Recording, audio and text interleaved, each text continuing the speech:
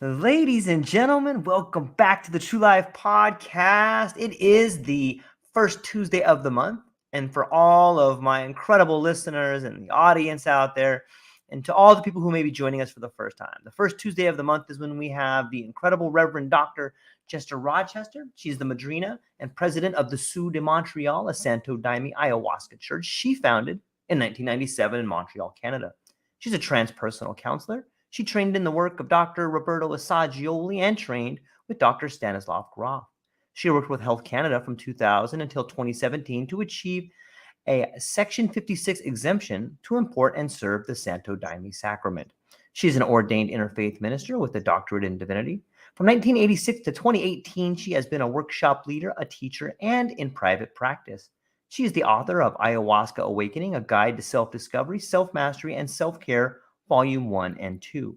She continues to lecture on consciousness, non-ordinary states of consciousness, self-discovery, spiritual development, health and well-being, and personal transformation. It is her mission to inspire and empower those who seek the adventure of self-discovery, those who hope to awaken consciousness, to rediscover authenticity, to find meaning in everyday life, and cultivate deep connections with oneself and others and with nature. Dr. Jessica Rochester, thank you for being here today. How are you? Well, thank you. It's always a privilege and a pleasure to hang out with George. We always seem to, at least on my side, we get into deep, interesting conversations. Yep. And hopefully we won't disappoint today.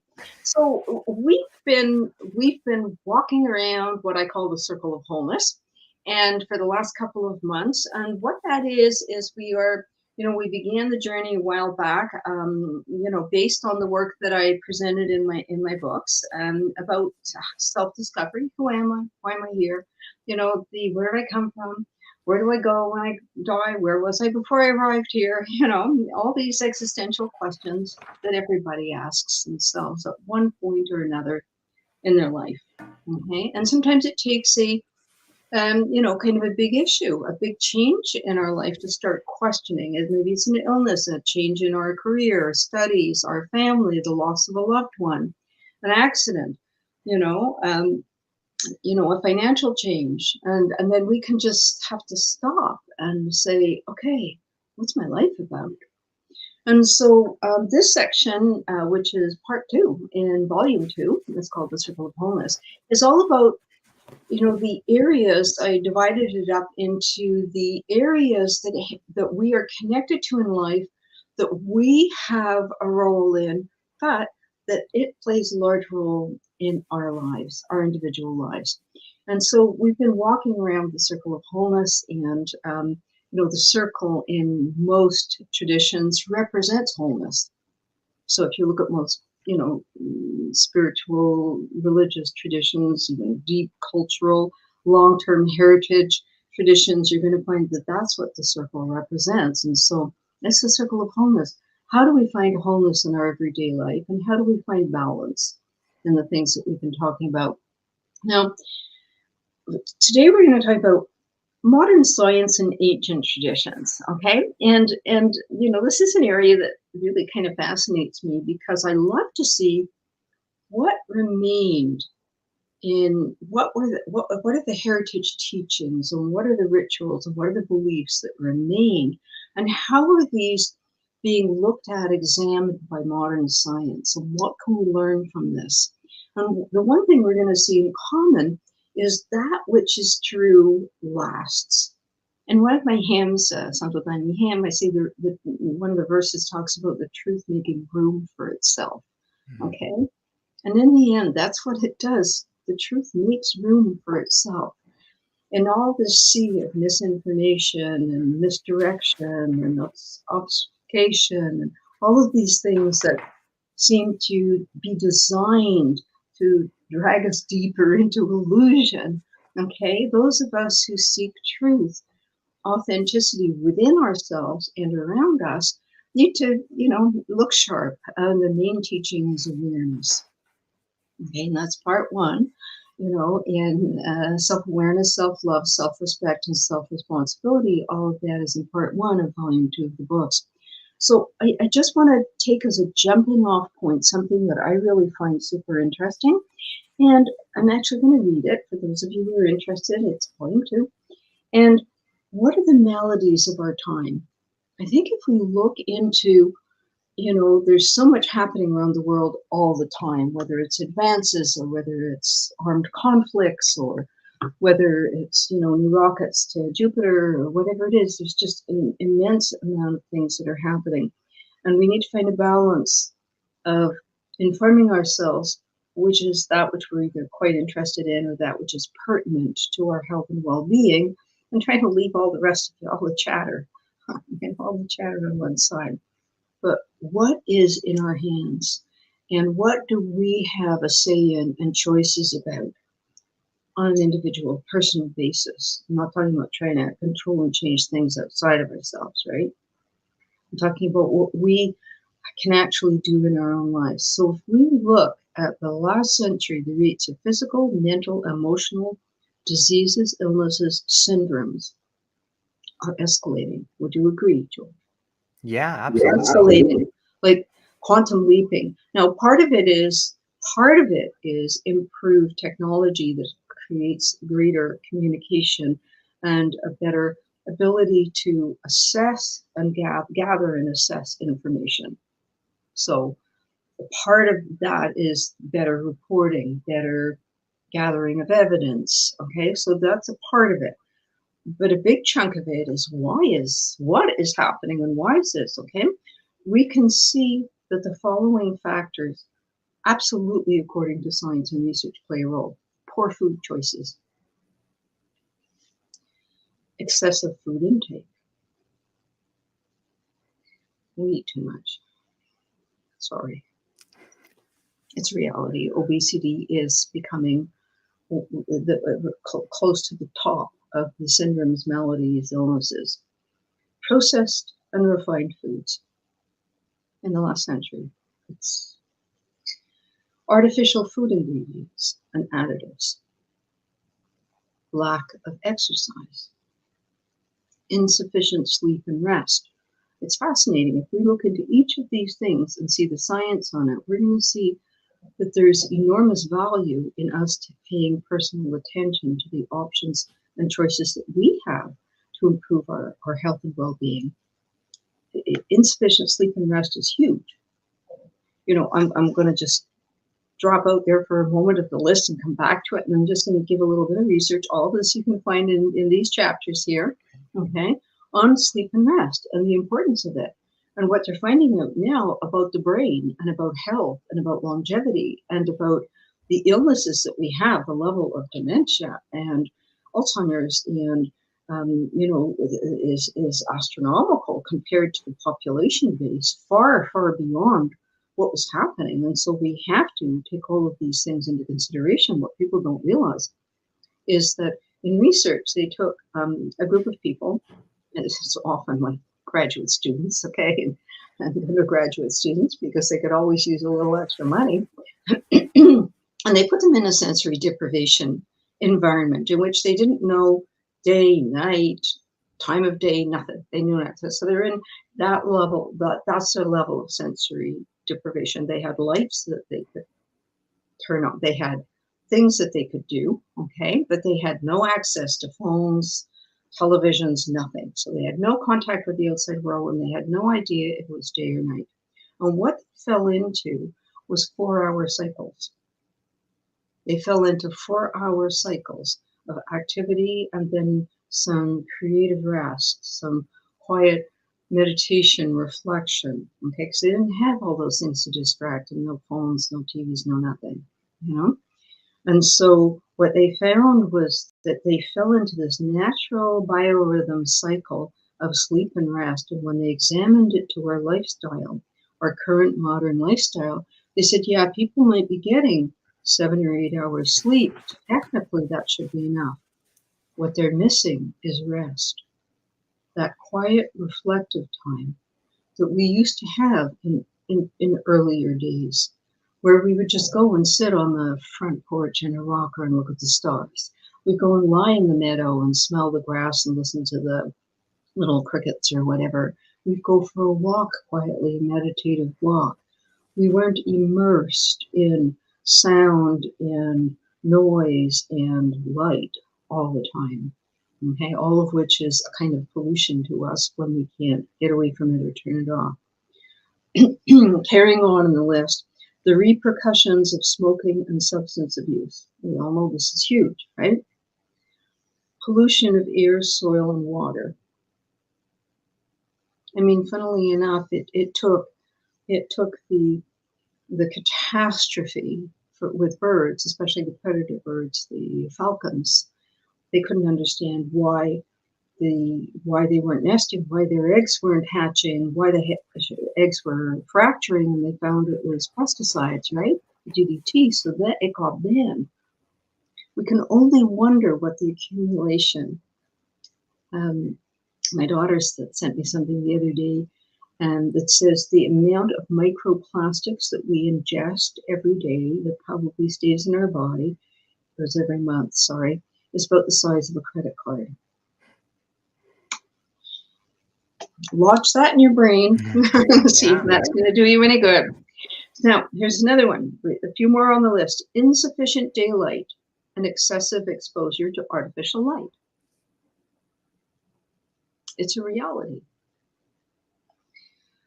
And the artificial light, if you're going to, we all have to use it, but try and make it full spectrum. Again, a whole section on light and how it affects our body and why we need it. And we're like plants. Plants won't grow if you don't give them enough light.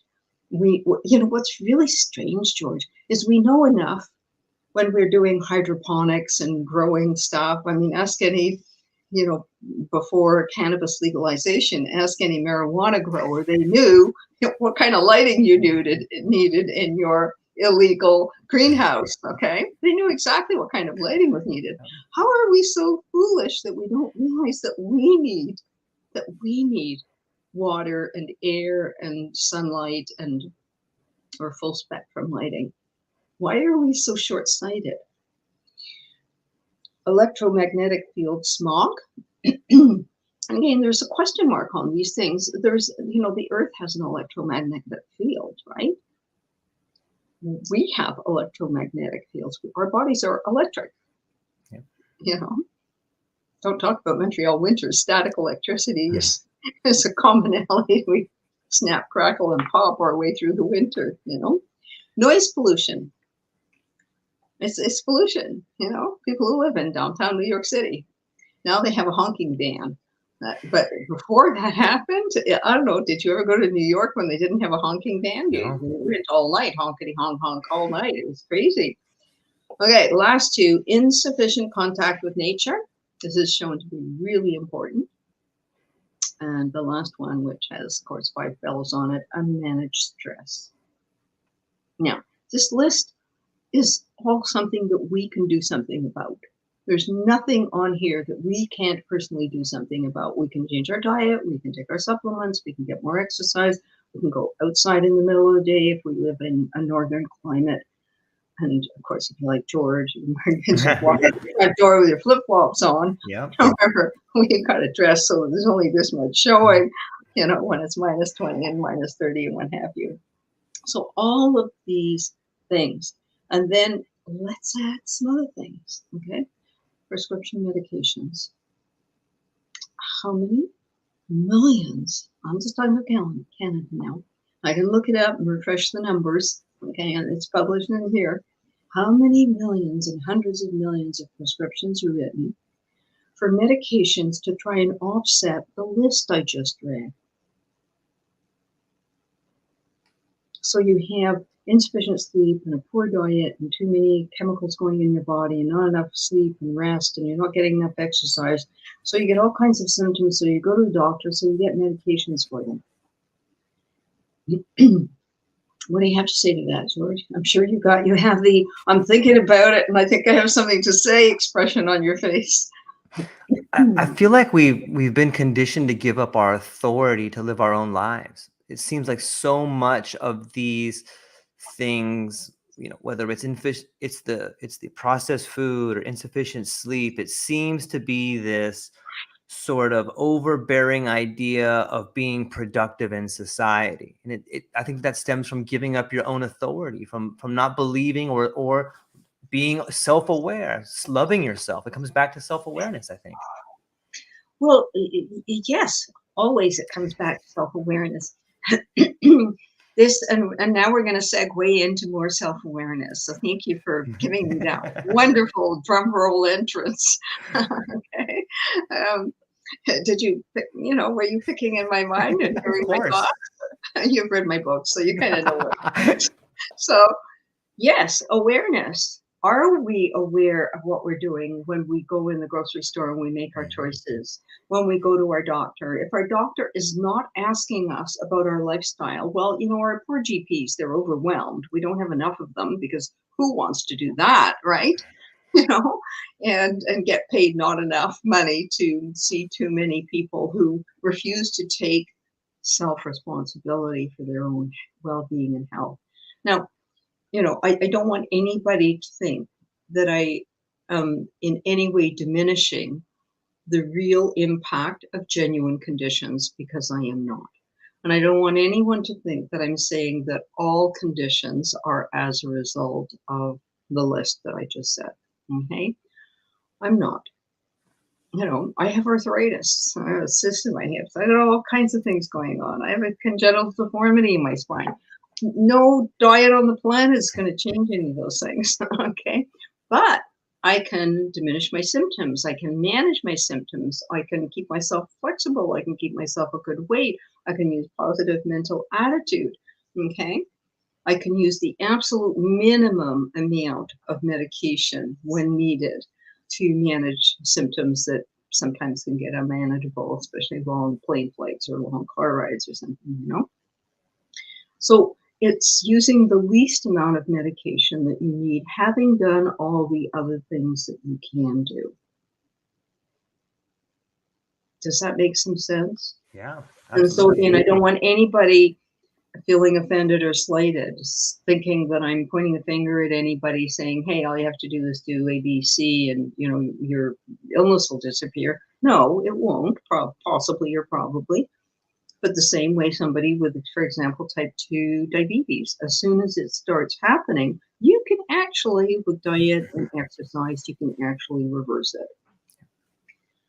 Modern research is showing us that we can actually neuroplasticity. We thought the brain was kind of cast in concrete, that it didn't change. Well, there's some things that you can't, that you can't with science as we know it today, that we can't do certain things, that they can't recover. But other things we're finding that, wait a minute, epigenetics is showing us that we can do some things that we thought we couldn't do in the past. Okay. Anything you want to add about that, or any questions you want to ask about that stuff? I think it's a good point. I'm curious to hear where we move forward. I think that there are definitely things that we can't control, but maybe that's where grace comes in. Yes.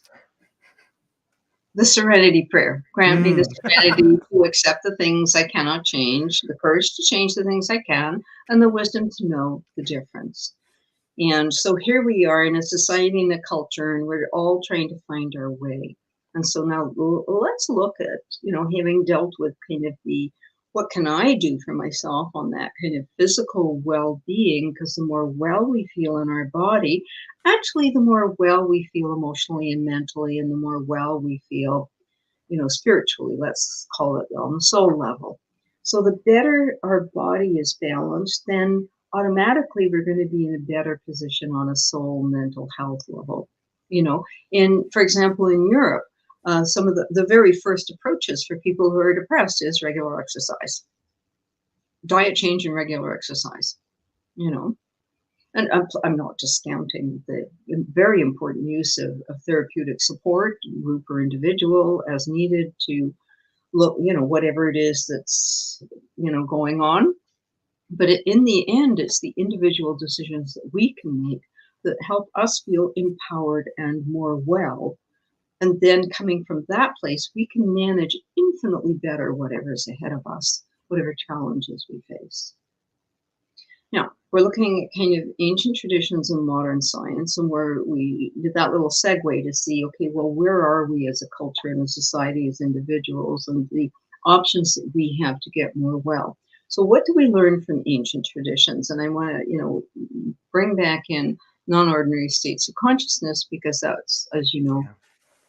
is key to so many things. If we look at ancient traditions, we will see that they had a wisdom. They knew which plants not to eat. If you look into nature, you'll see that the monkeys go and check out the tree. Are the figs ripe yet? you know, and every creature on the planet knows when the plant's ripe, when the berries are ready. All the birds, the bees, they all know. Okay, because generations upon millions of generations have taught them this is the good moment, when the day length is like this, when the hour is like that, when the tide is in, when the tide is out. Okay, now is the time to gather your food, lay your eggs, find a mate. Okay, and so they move in. This is the kind of one of the pillars of this conversation. They move in harmony with nature. We don't do that. We lost our way on that one.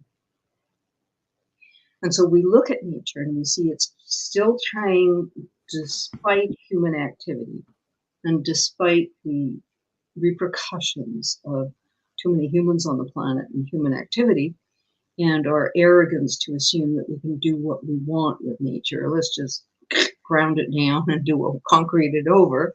And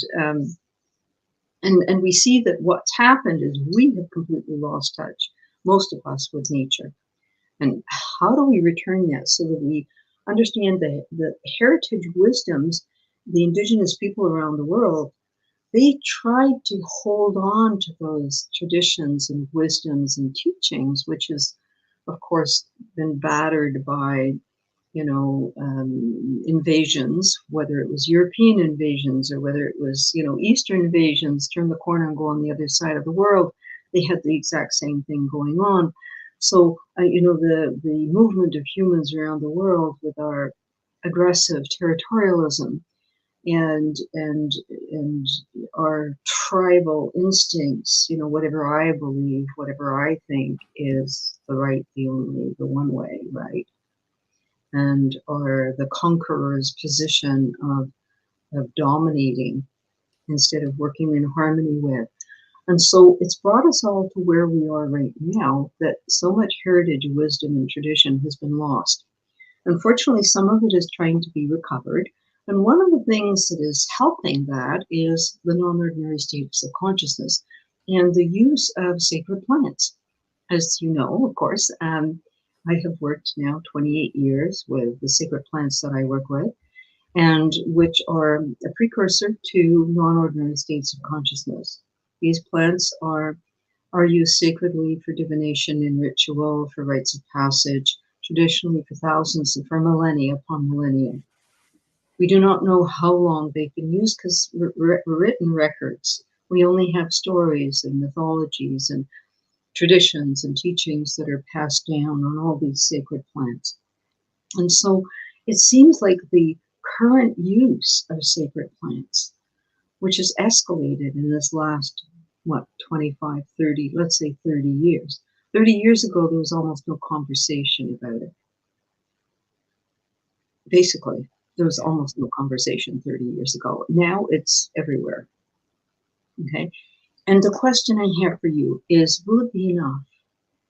Will the use of these sacred plants, how modern science and modern society is hoping or trying to use them, and will it be enough to help awaken enough people to understand how to really take care of themselves and how to reunite with nature in a way that brings a harmony, not just to the individual, but hopefully for community, nations, and worldwide? Because if that doesn't happen, well, we're up the creek, all of us together in the same boat, right? Yeah. Okay. I think We're it will be. going to go deep on this one, right? Yeah. Yeah. I think it will be. I mean, when I look at the cycles of life and the cycles of the planet, how can it not be? I mean, I think the earth has its own rhythm and its own harmony, and it has its own infinite wisdom, and it knows what's going to happen. It just depends on the severity of the situation? Will it be a culling to the point of a few people left over, or will their awakening be enough for more people to survive? But I think that the earth has all the time in the world. Well, millions of years, billions of years, okay? And yeah, I'm reminded of as you were talking, I'm reminded of this wonderful, do you know the cartoonist Gary Larson? Very well-known cartoonist. And it's a very old cartoon that he did, and it's a doctor's examining room, and on the examination table is the earth, and the doctor standing there frowning, looking at the earth, and says to the earth, "You have a severe infestation of humans." I've always, and that's from like 20 something years ago. I've always loved that, because it's like, boy, did he ever nail it. Just absolutely nailed it. When do we wake up? When do we wake up? What will it take? All these great teachers have come trying to wake us up in so many different ways, you know? And then, you know, in this last century, a few scientists, you know, Chapeau Al Gore, you know, our wonderful David Suzuki, you know, who for, how is it, 50 years? He just had an anniversary, The Nature of Things. David Suzuki, the wonderful Canadian scientist who's been trying to wake people up on TV programs for, I think it's 50 years now. And just to understand nature, to understand our connection with nature, to explore nature, to, you know, and so we have these, you know, Professor Brian Cox, shout out to him, you know, the particle physicist from the University of Manchester. Please, everybody listening, please, please, please watch his show. If you like Neil deGrasse Tyson, you're going to love Brian Cox. He's just in a whole universe as far, because he's so spiritual. At the same time, he gets the spirituality of behind and with, and, you know, enfolded within the mystery of the universe. Okay. And so here we have modern science that is actually confirming the things that ancient traditions have been saying. You know, you speak to any indigenous group of people, they're going to tell you nature, you know, me, you, and the tree, we're one, we're all connected. Anything we do is going to affect the birds and the bees and everything. So around the world, people have understood through the millennia the importance of staying in right relationship with nature. And when we're in right relationship with ourselves, and then we're in right relationship with nature, you know, that is an automatic given that within our small circle, we can have a positive influence. You know, we can't, unless we have some calling like Martin Luther King or Gandhi or Al Gore, or, you know, name any other person who's taken a prominent position on this, whether it's peace or whether it's, you know, take care of nature. But unless you have a calling for that, then we really only have our little small circle that we can try and educate and teach and be the role model for. So we look at where they're meeting. And if we look at the history of this, we can see that, you know what's really interesting is we can see in all these ancient traditions that how they merged their relationship with nature and the cosmos and their spirituality. It was never separate. It wasn't separate. For them, spirituality was present in everything. And their spirituality respected this and enfolded this. Now, I'm not trying to at all romanticize, you know, past cultures and traditions. Yes, of course, and we need to, you know, just name that piece. There was a lot of things that were superstitious. There's things that today we call it forced sorcery. Okay, you know, there was all kinds of things that were through superstitions that became practices. You know, God's angry Papa Virgin down the volcano. And so, you know, a lot of things happened that we can look back and say, what? You know, they thought somebody had evil spirits. They actually drilled holes in their heads so the evil spirits could escape. You know, they did, before they understood about malaria, a virus being transmitted through mosquitoes. They used to think that it was some kind of strange swamp spirits that made you sick. And so there's a lot of things that we just have to name it that were there as humans stumbled along, moving forward in understanding things. And yet, how do we treasure the good, the truth that shines like gold through all the millennia and the centuries that we can say is alive and right today? And how is it meeting the research and the science, the modern science of today? And it is, and that's what's fascinating. I had a vision once. It happened in a meditation, actually, not in a work, so I wasn't. But since I'm a child, I have a lot of visionary dreams and visions and things that I didn't understand, but I just accepted that doors would open and I would experience things. And in my meditation, it's as if I saw this tapestry, I don't know if you've ever been in, say, a museum or, traveled and gone into cathedrals or ancient stately homes and manor houses and things, and you've seen these gorgeous, intricate tapestries. And it's as if I was being shown that the human civilization experience was like this story told on a tapestry. Yeah. And, this giant tapestry was in front of me, but what was extraordinary was there was this tiny sparkling thread of gold that wove its way all through the tapestry. And I was fascinated looking at this thread of gold and asking, what am I looking at? What am I seeing here? And it was shown to me what I was seeing was the history of the human race and how busy we were and how so much of what we do and think and want and get attached to took so much space. And throughout all of it was spirituality, was the presence of the unknown, the great mystery, the divine. It was always there glinting away if we look for it,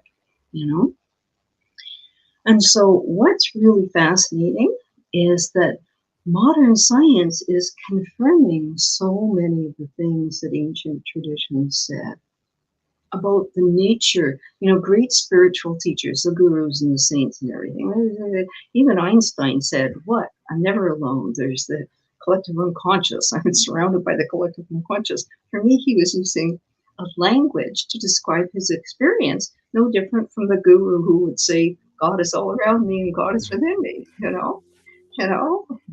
There's no difference. It's just a language difference, slight conceptual and language difference, but that's it. We're all saying the same thing, So here we have modern science, which has been, thank you to all the scientists. Thank you to the current scientists and researchers who are doing such good work trying to understand the mysteries of the non-ordinary state of consciousness, the challenges that are existing right now in the research that's being done with entheogens, sacred plants, and psychedelics.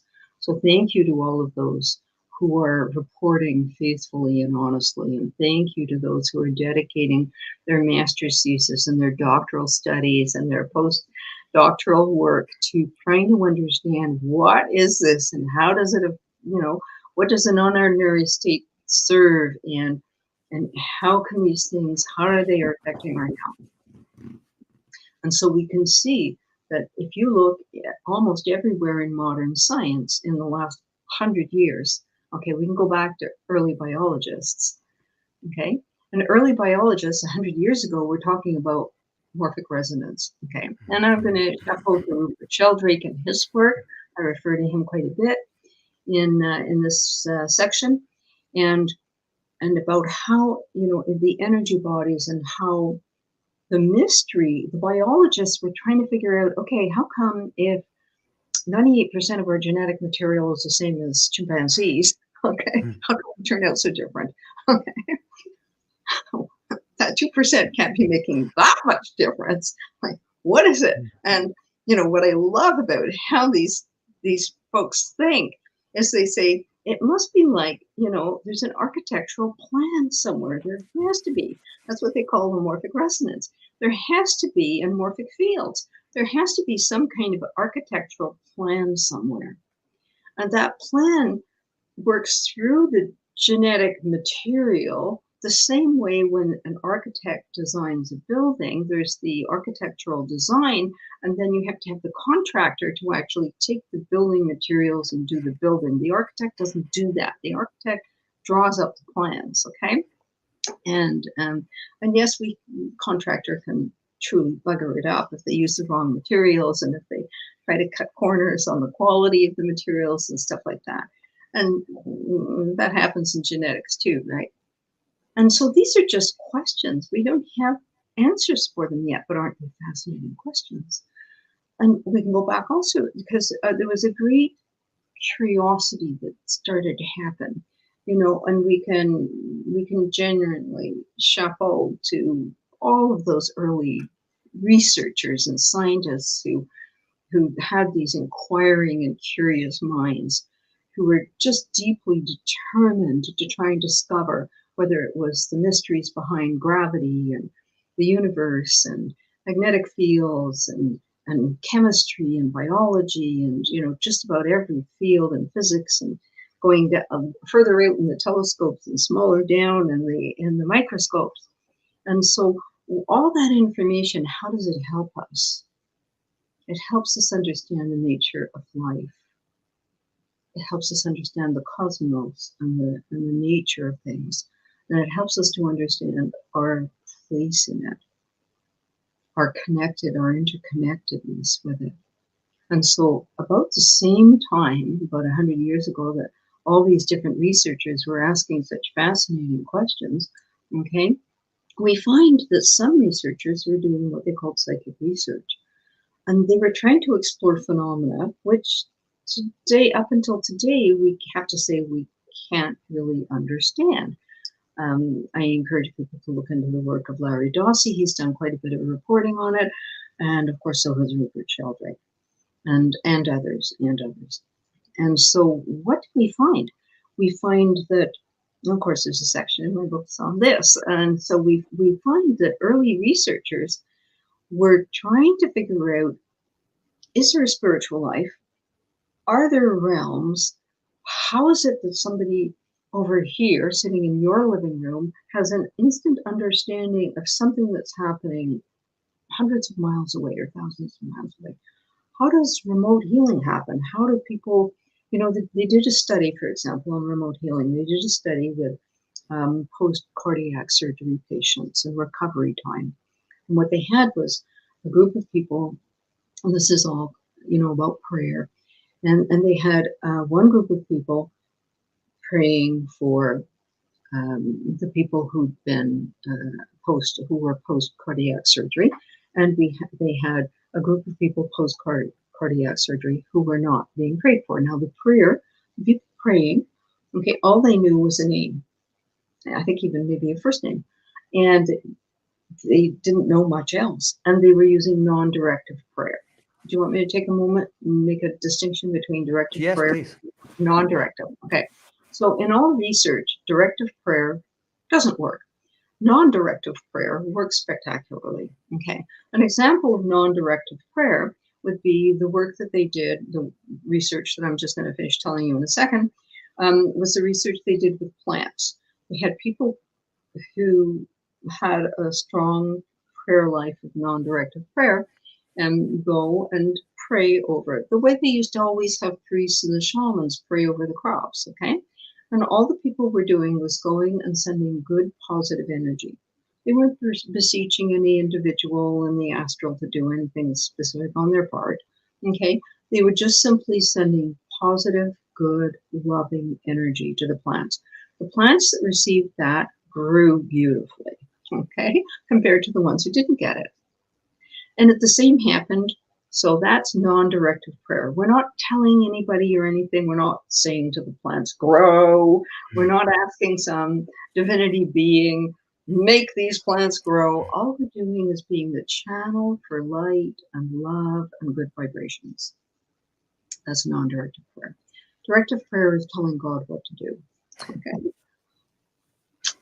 That's very different from praying and asking for courage, asking for faith. That's very different. I'm not talking about that. I'm talking about when you go tell God what to do. Okay, that doesn't work. Back to the cardiac, post-cardiac surgery patients. So the ones who were prayed for in a non-directive way, in other words, just sending light and good vibrations and healing vibrations, okay, their recovery time was extraordinary. They had a much faster recovery time. They had infinitely less depression. They had infinitely less complications. In other words, post-infections, post-surgical site problems. Now, that's worth doing, okay? When I had cancer and I had to have a surgery, and I went into surgery not knowing if I'd come out with a leg or not, I didn't know how. I agreed with my surgeon, you take what you need to take, So I had no idea what they were going to be doing while I was under for 6 hours. Okay, I had 2 dear friends who made it their business to hold me in that kind of prayer the entire time. And they sat in the hospital sending good vibrations to me. Now, they were the first people, other than my surgeon, when I came out of my the anesthetic. I came out of the anesthetic. They said they'd never seen anybody come out of anesthetic like that. I wasn't sick. I wasn't throwing up. I was nothing. I just, like I was gently waking up. And I woke up in the elevator coming in the elevator coming from the surgery ward, heading towards the post-recovery ward. And my 2 friends were there, and my doctor was saying to me, I'm really happy. I think I'll get everything. I think you're going to be great. It's going to be fine. And then he smiled and nodded to my 2 friends, and he says, "It's okay. You can just say hi to her." And so they said hi, and he said, I haven't quite seen anything like that before. He says, "How you came out of surgery like that?" And I said, "Those 2 people were praying for me the whole time." And I had such an easy recovery, no complications. Now, it doesn't, all it takes is your love and your good intentions. And if you're not sure how to do it, ask someone to teach you how to do it, if you're not sure how to do non-directive prayer. Okay, wandering back to, so 100 years ago or so is when they really started getting very interested in trying to do science and research on what we would call today the non-ordinary state of consciousness and what we experience in expanded states of consciousness. Okay, I talked a lot. Do you have some questions? Well, it's interesting to me to see on some level, I think science has gone awry. Like they've thrown the baby out with the bathwater. They've decided that if you can't measure it, it's not important. And I see it kind of swinging back. On some level, it seems to me that, and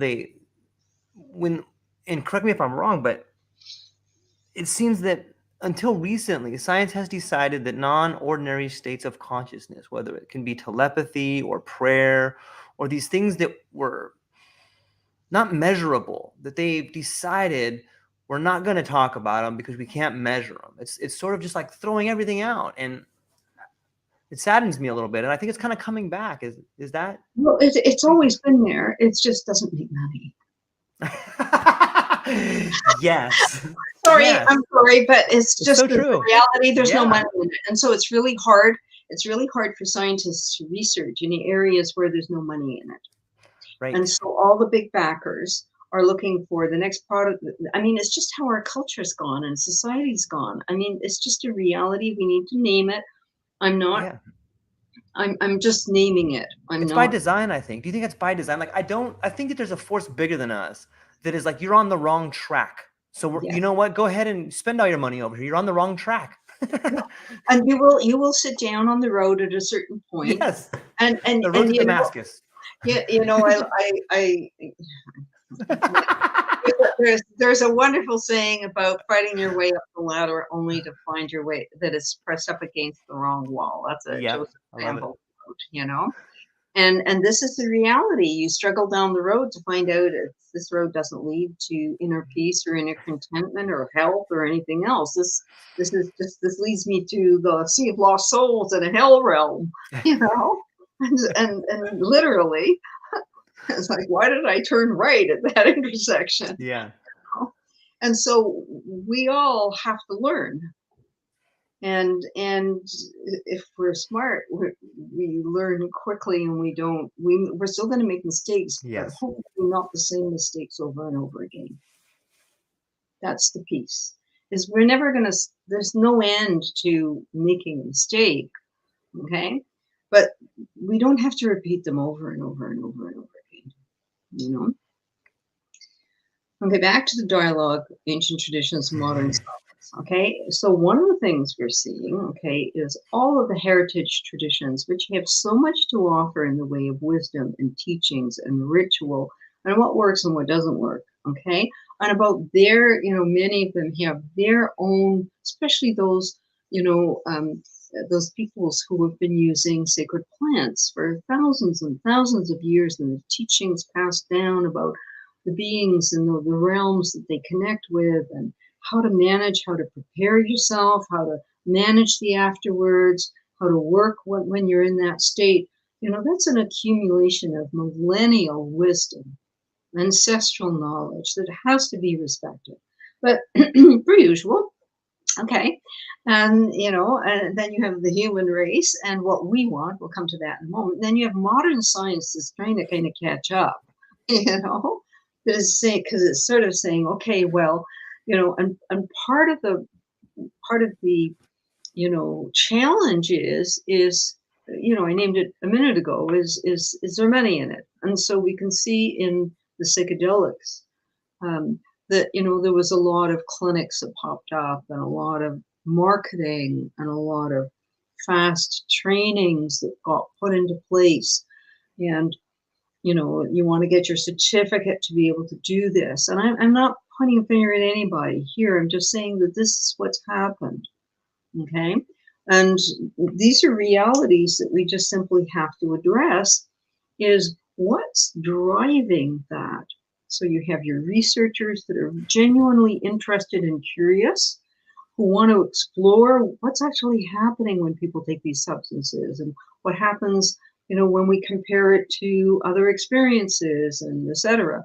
Okay, and then you have the people who are all excited about it because it looks like a way to heal, a way, because it's all about healing, and healing trauma, and healing, wounds, and that kind of personal healing, category.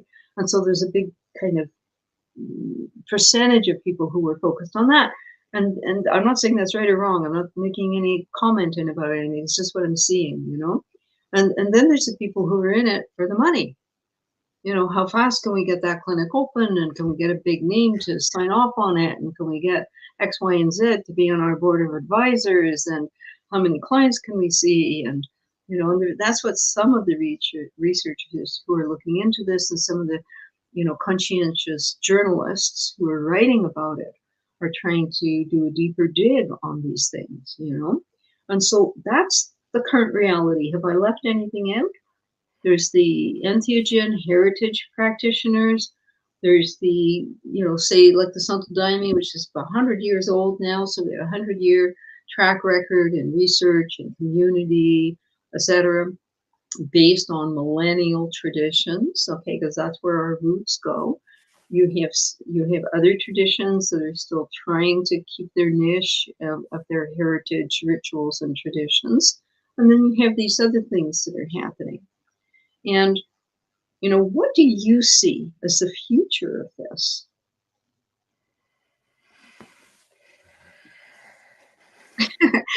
You look like I'm the grade 10 teacher, and I've just asked you a complicated math question. Well, I think it was. Okay, George, step to the board and complete the formula. Okay, I'm tapping. I think it was Yogi Berra who said predictions are hard, especially predictions about the future. And I'm hopeful that the people that are I think it's upon the individual. I think the individual finds the healing they need if they're willing to do the work. And I don't know that a certificate can certify you to do anything, especially in this realm. I think that you coming from a lineage and understanding tradition, I think there's real power in that. And I don't see that as something that a lot of people are embracing now. It seems that there's the McDonald's of transformation that we see happening. Oh, I love that. McDonald's of transformation. I think that came from Cole Butler. Oh, you're quoting somebody. Okay, chapeau Cole. Right? Oh, yeah, we always got to give the shout out. Yes. Um, I agree 100%.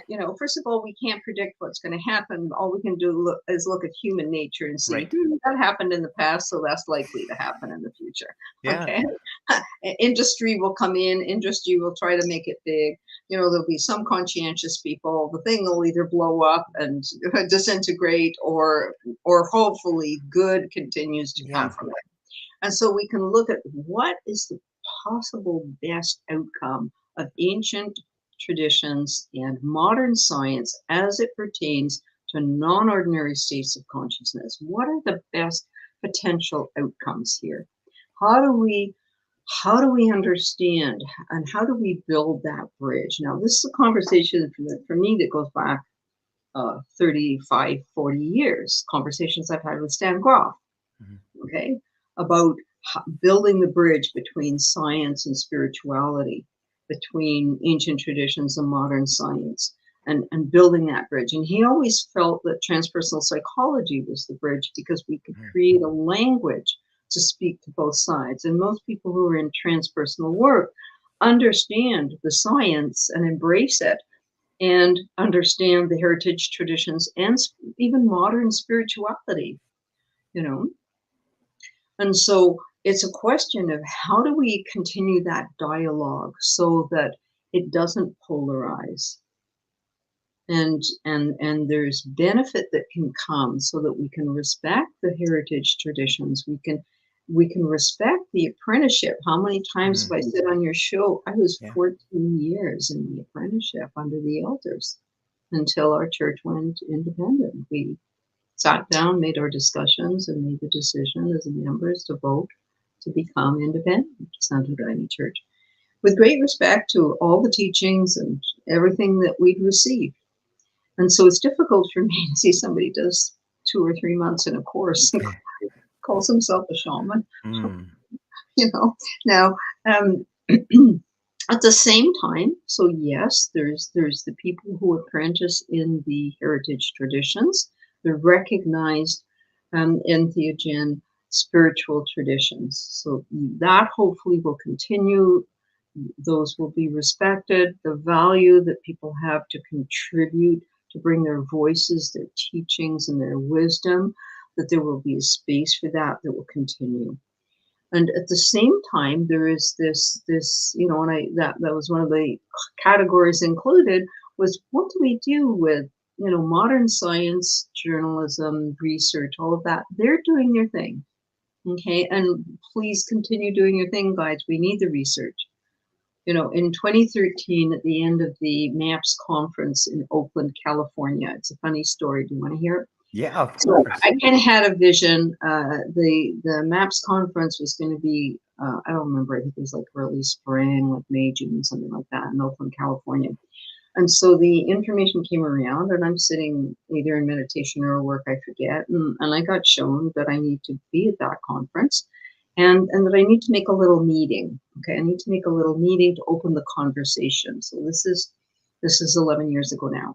Open the conversation about the need for norms and standards, because I could see all of this, that our sacrament was starting to be used in what I call hybrid ayahuasca use. This is not a criticism, it's not a judgment, it's just a term to kind of describe. It's not the recognized heritage indigenous use, and it is not the recognized spiritual tradition use, the recognized ayahuasca religious use, okay? It's none of those things. It's other things that people are doing with it. It's not science, it's not research. It's people making, let's call them ayahuasca circles, where they're doing whatever they're doing, a form of retreat, a form of healing, a form of meditation or prayer or something, who knows what, okay? And so I felt the need to speak to this topic, and so I called up a few colleagues. I'll give a shout out to B. Labati and Jeffrey Bronfman and Ken Tupper, and I said, hey, what do you think? Maybe we can make a little meeting. Are you going to the MAPS conference? Could we make a little meeting? And can we talk about this? The need for people to recognize the need for norms and standards and legalizations. Otherwise, they're going to screw it up for everybody. Okay? And so it was a very sensible, what I thought was a very sensible and realistic conversation. And so within almost overnight, almost overnight, I realized, I think something's happening here. I had this kind of thought that, okay, it's going to be a meeting. I envisioned maybe 10 people around a table having dinner together and having a chat and doing a little think tanking or something. And before I knew it, it kind of was like a wildfire, and it kind of took over. And people were contacting, so a colleague offered to keep registration. The next thing we realized that there was a serious number of people who wanted to be part of the conversation. They were writing to me saying, hey, I hear that there's a meeting happening. I want to be part of it. And so we rented the last available meeting room in this enormous conference hotel, that the hotel said to me, you could only put 45 people in this room, and it was the last room on site. So we said, we'll take it. Okay, so we had 45 people, standing room only, door open, people collected outside.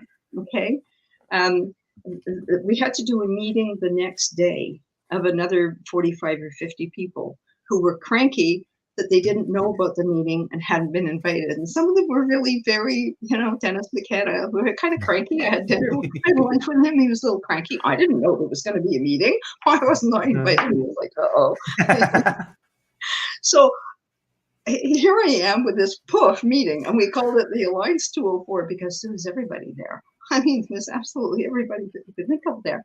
And at the end of the meeting, it was where I met Brian Rush, who's Dr. Brian Rush he's the senior scientist, emeritus, in charge of the research facilities at one of the largest, University of Toronto, and the largest research center in Canada. And so that's where I met him, and he came up to me and he said, what can we do? I don't know, we introduced ourselves to each other, and I said, Brian, could you do some research? And that's where a research project started, because there was researchers there in that room from Europe, from Brazil, from the United States. They all showed up, and it was just amazing. It's what happens when you just follow a simple direction. I was shown to do this at the meeting, call these few people, and the next thing I knew, that happened. Okay, an enormous amount of contacts were made in that meeting, and that's where some excellent research. The only thing is what can we do? And I said to the researchers, do research, and they did. They called it ETOP, and it was one of the first researches done in ayahuasca that included non-South American or Brazilian researchers, which actually is important to do because it's a diaspora of the sacrament. And so you have to have European and or American and or Canadian researchers involved in this, because believe it or not, and I know you're not going to be shocked by this, but in academia, there is a certain level of snobbery. If the research is out of Oxford or Harvard or, is somehow more posh, then there's a hierarchy in academia, and that's one thing that academia has to own. It has to own that that's there. We can't be blind to our dark side. And so how important is the research on this, and how important is the willingness to meet and speak about what's going to happen? And so, my part in that exchange, in that meeting, was simply telling people, if you're going to be doing this, if you're going to be popping up with your kind of hybrid ayahuasca circles, I don't have an issue with it. It's up for the governments to decide. This is what I have to. I have a lot of people who contact me. They want to get legal. You're legal. I want to get legal. Well, okay. What are you doing there? What kind of hybrid ayahuasca circle? And one of the first things I really should be saying going forward is don't pretend you're the Santo Daime. Jeffrey Brockman many years ago told me about after they had their Supreme Court win in, 2006, in a short order afterwards, there was a couple of groups who pretended to be Unio de Vegetal to be able to, and they just went, no, you know what, you can't do that. And so, of course, these things are going to happen, and the reality is we need to be mindful that that is not okay. You need to, what I've been telling people is you have to be able to stand on your own 2 feet and you have to be willing to stand up for what you believe in. And if what you believe, that what you have learned and you are credentialed in doing, and what you are practicing is if you believe in truly in what you're doing, then you need to have the courage to go in front of your government. Judge, I'm not wrong here. You can't hide under the radar. Right. What does that say about what you believe in? I've been in the face of our government since the year 2000, preparing from it from 1996. Right. When I came back from Brazil, it's like, oh God, at one point I'm going to be standing with my hat in my hand knocking on the door. So we have to be willing to stand up for what we believe in. Would you agree? Without a doubt. So a lot of the people who are practicing under the table and doing their own thing and thinking that they, you spoke about credentialing. Say more about that. What's your philosophy on that?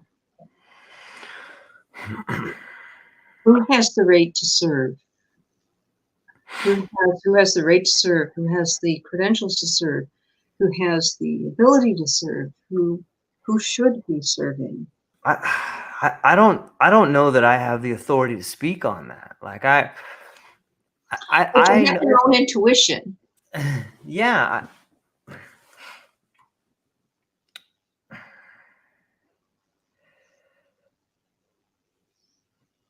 I got to think about it for a moment. That's okay. Yeah. It's a big question, and it's difficult. While you're thinking about it, and you put your hand up when you got an answer. Yeah, I will. Again, Spirit told me to do a few things, do that conference, write, sit down with a couple of colleagues and look at writing a little paper, doing a little research, which turned into Entheogens and Psychedelics in Canada, proposal for a new paradigm. We address all of this. It's right there in the paper. Anybody who's interested, go to my website. You can download a free PDF, or if you're a member of the Canadian, any order really. I think American too could easily, yes, American or Canadian Order of Psychologists in your state or province, then you can access through into the journal, Canadian Journal of Psychology. We publish there, and we address all of this. And heritage traditional people who have been apprenticed by elders should have the right to continue without any form of persecution under the norms and the standards of their traditions. What happens is when they go rogue, we can talk about that. We may not have time today, but ask me, that's another huge conversation, is when they go rogue, okay? But, for the most part, okay, they should be respected and not harassed. If they're traditional elders in their community who have done their apprenticeship, because that's how these things worked, is you did your apprenticeship, and it was the elders in the community who recognized when you were ready for the next step. And this is around the world. If there's a wonderful story, I think it's a Jack Kornfield story, about the individual who's apprenticing in the Buddhist tradition, and he reached the moment where he thought he was ready to graduate to the next teacher. Because that's what we do. You go from teacher, and then your teacher will usually tell you, I've taught you, and now you're ready to be taught by my teacher. Okay? And that's how it goes from kindergarten to high school and beyond. Okay? And so there's this wonderful story that he tells about this young man who's been studying and training with this one teacher for years, and he really thinks he's ready. He thinks he's ready. And so he goes to meet and sit with his teacher, and they begin their, salutations and their greetings. And then the teacher smiles at him, and the student says that he thinks he's ready to take the next step, His teacher looks at him and says, it's raining today. On which side of your shoes did you place your umbrella? The student couldn't answer. So he went away rather humbled, and he spent another 4 or 5 years with that teacher until the teacher said, now you're ready. So it was almost the same when we were training with Stan Grof. Stan Grof had a flexibility. There was a minimum number of years. You couldn't do the training in less than those years. And that was, that was breakneck foot to the floor on the pedal speed. Okay, that was hitting every module and devoting yourself full time to it. And you couldn't do it in less than that. And then there was a maximum. If you still hadn't finished after X number of years, if you hadn't completed all your modules, if your supervisors were feeling you're not ready, well, then you can't do the practicing. I'll certify you, but only as in teaching, not in practicing. Mm-hmm. And so he learned from his elders that that is true apprenticeship.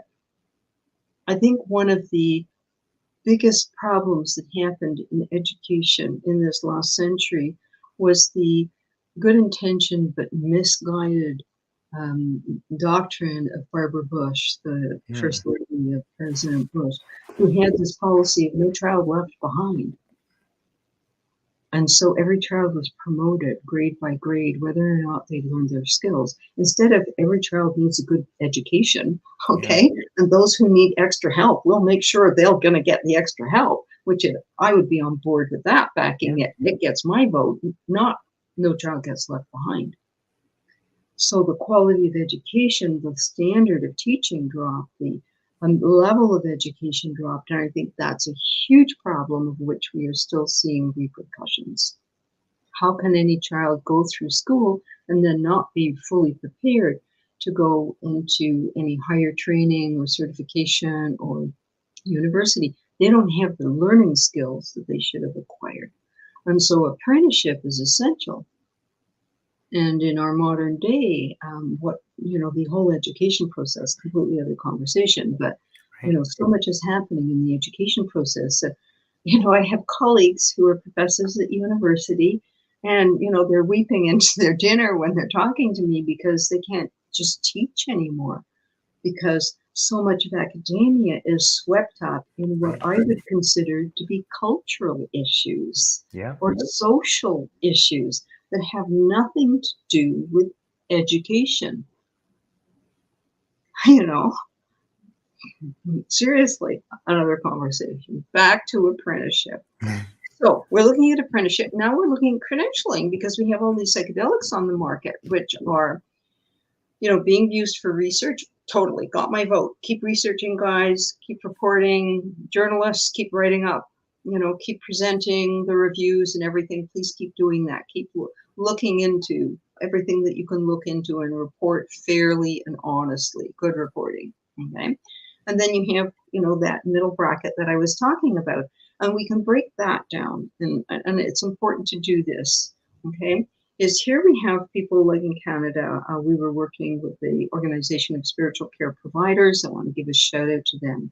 These are really good people. These are people who are trained here in Canada as spiritual care providers, which means that they are they're pastors, they're reverends, they're rabbis. They come from their own spiritual traditions. There's anthropologists, there's social workers, there's people who are trained to be spiritual care providers and who work mostly with the ill and in palliative care with the dying.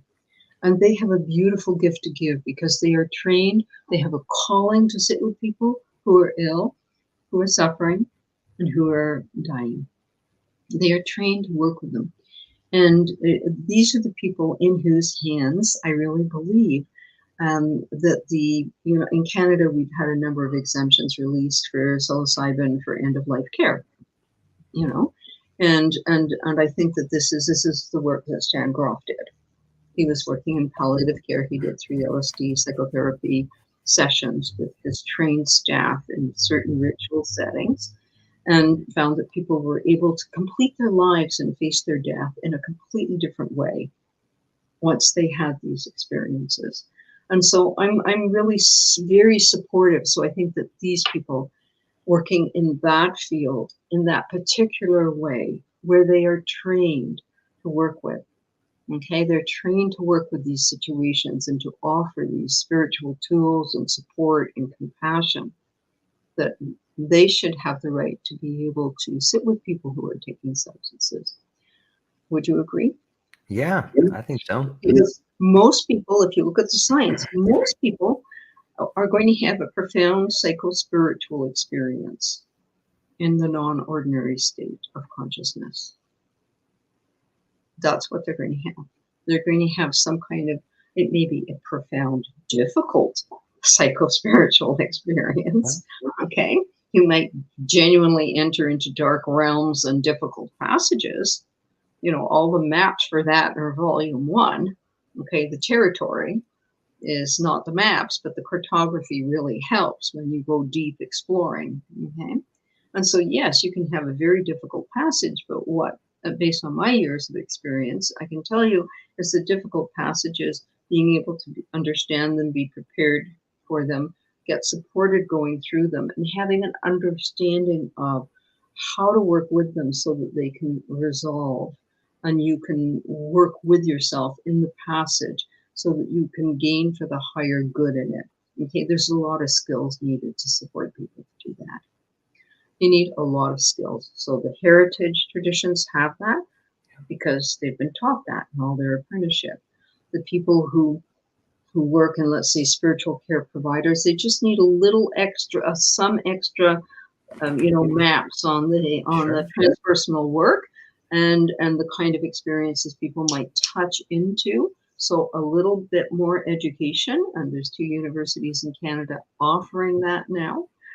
University of Ottawa and Vancouver Island University, and I believe that U of T, University of Toronto, will be launching something similar. And so there's possibilities for that. And then you have a whole group of people who are medical professionals, psychiatrists, psychologists, etc., who have kind of the background and training that you would automatically assume would be helpful for that. And yes, they have an enormous amount of training, and most of them understand ethics, but their maps are a bit small. Okay? Their maps of the human psyche are a bit small. Yeah. Are they going to be able to help understand profound spiritual experience and help people know how to work with those? The mythology that we enter into, the realms that we enter into, the beings that we might encounter, the experiences that we might have. Do they have sufficient training in that? And if so, again, this is something that we addressed. How do we support that gets added in? So credentialing is a really important topic to just keep discovering. Did you have something you wanted to, remember we were going to come back to you to see what you were thinking? Yeah.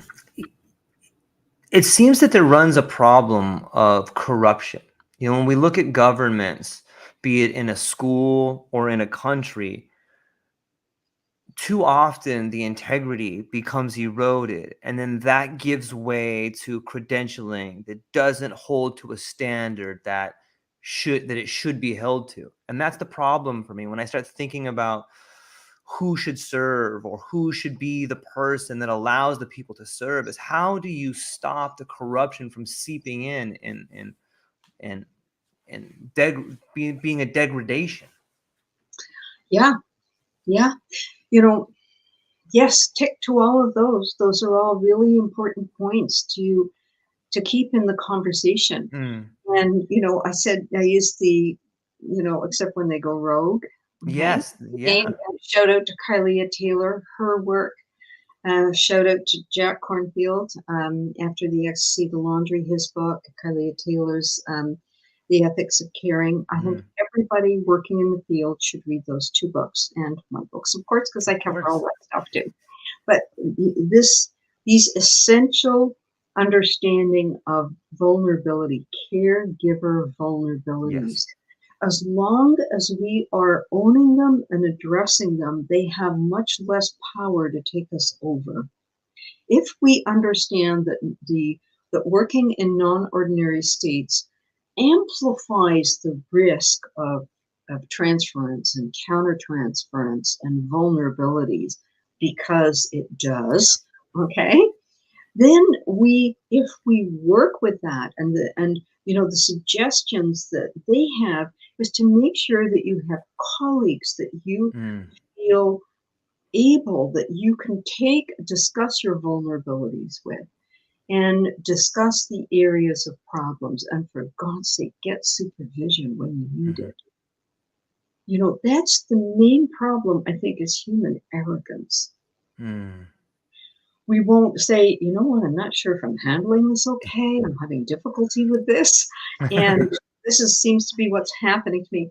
I had a beloved friend for decades who was also had a private practice, and he worked with his wife, who was a psychiatrist. He was a psychotherapist, and he and I would have lunch almost every week.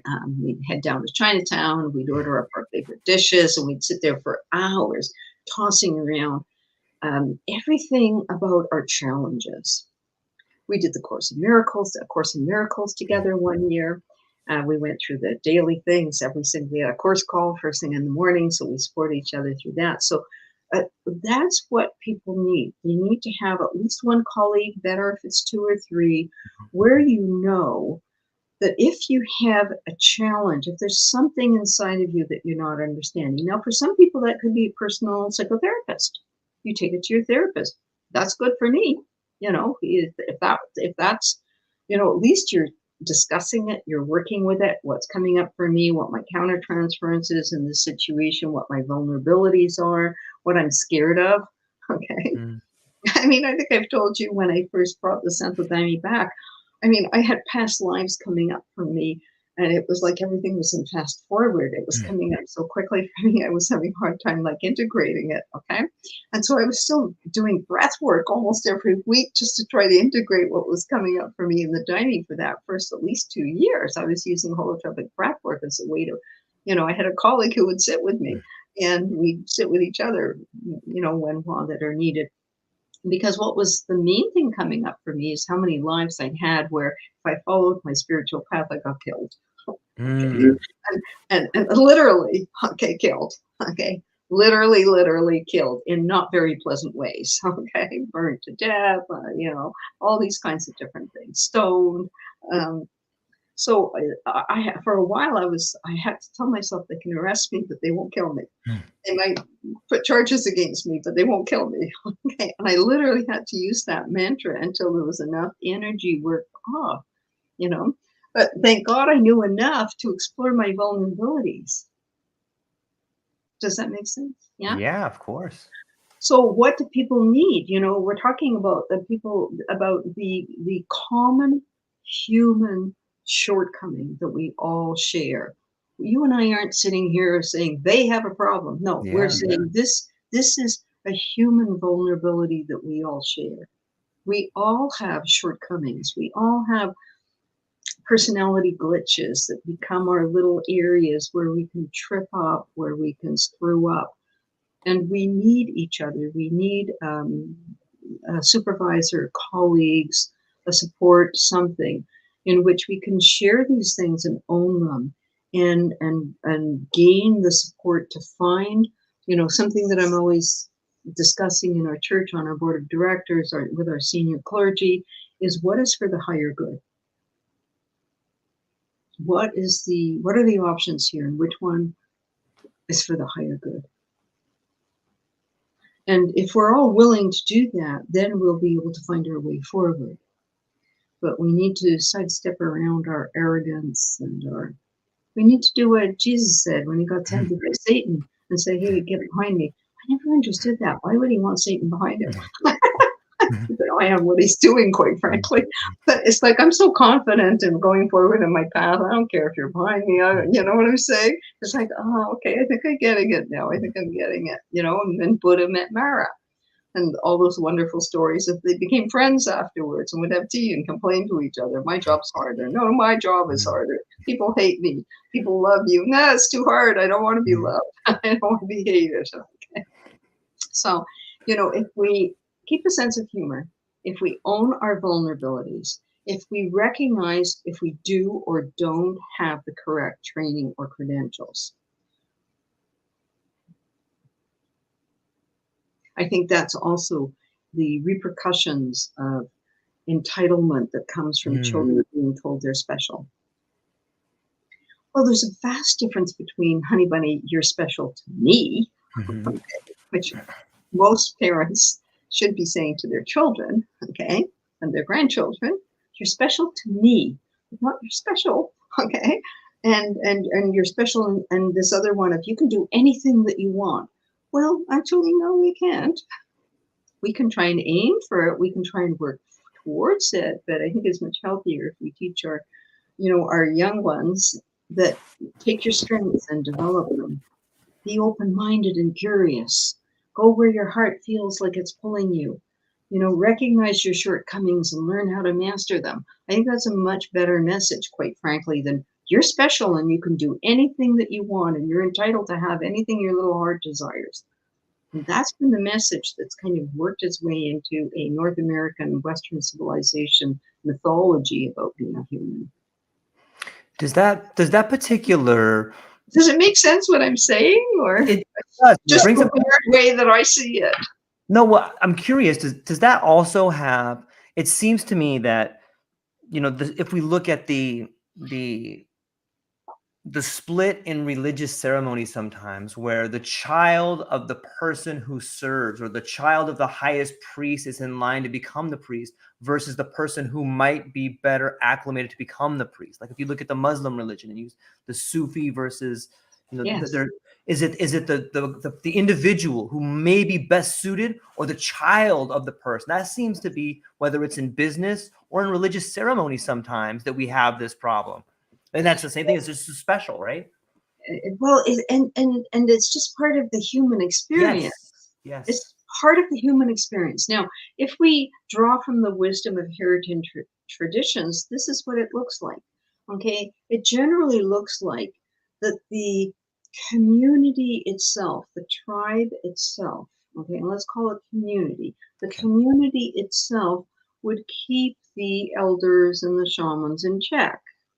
That the elders in the community felt every right to call out the shaman if the shaman or shamaness or medicine man or woman was doing something that was not in alignment with what the community believed as a whole.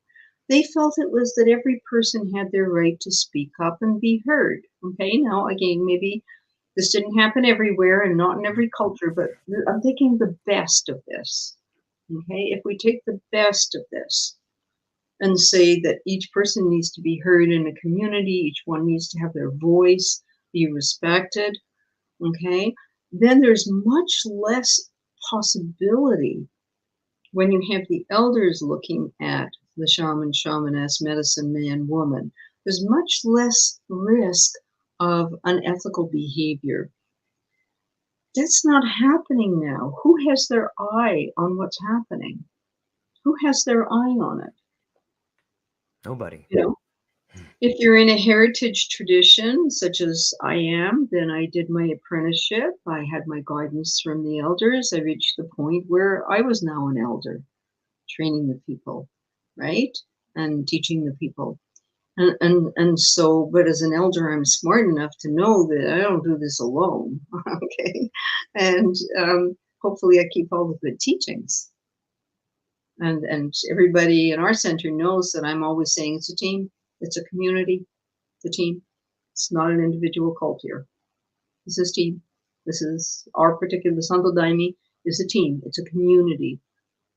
Everyone has their place. It's not one person kind of cult. It's not the priest and the congregation kind of thing.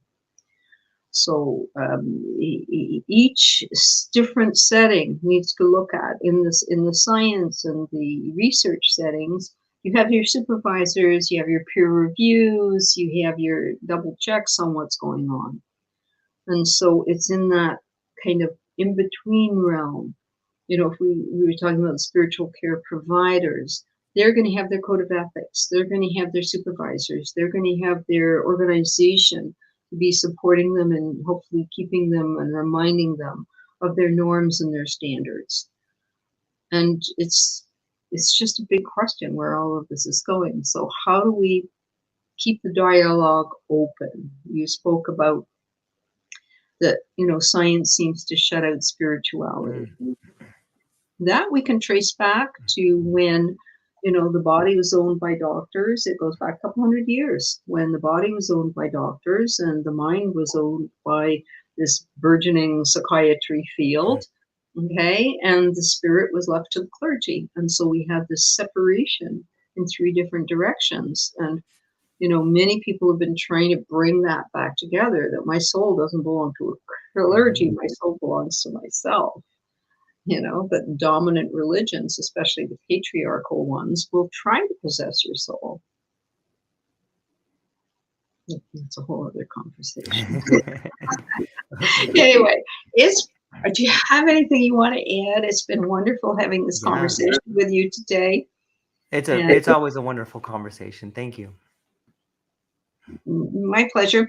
There's so much in depth to learn about this and to discuss about this, and hopefully people keep the conversation rolling along and understand the importance, going back to where we started, that when we take care of ourselves, and again, this is a whole conversation, maybe we'll talk about it another day, but if we take care of ourselves and if we are aware of ourselves and what we can manage and take care of, that list I read up front, we're being as well, we're making all the positive, healthy choices that we can to get ourselves well. And then when it comes to our spiritual life, we have the same checklist about who we go and surrender our soul to. Okay, we have an advisory for external events up on our website and in our visitors information, which is if you're going to go, it's up to you to see where you're going, who you're doing it with, what their credentials are, what you're taking. All of this is essential. This is on you. That's a big conversation right there. Yeah. For another day. Yeah. For another day. It's always a pleasure. And I hope that everybody who's listening or watching to this today or tomorrow in the future, I hope you go down to the show notes and check out the 2-volume set, Ayahuasca Awakenings. Go down to the show notes and also check out the website. It's full of information. You can reach out to Dr. Jessica yourself and inquire about what the information on the website or order the books on Amazon. I highly recommend everybody do it. I have both, and I think that they're a wonderful set of knowledge that you can turn to from time to time when you're seeking some questions. And that's all we got for today. Ladies and gentlemen, I hope you have a beautiful day, and aloha.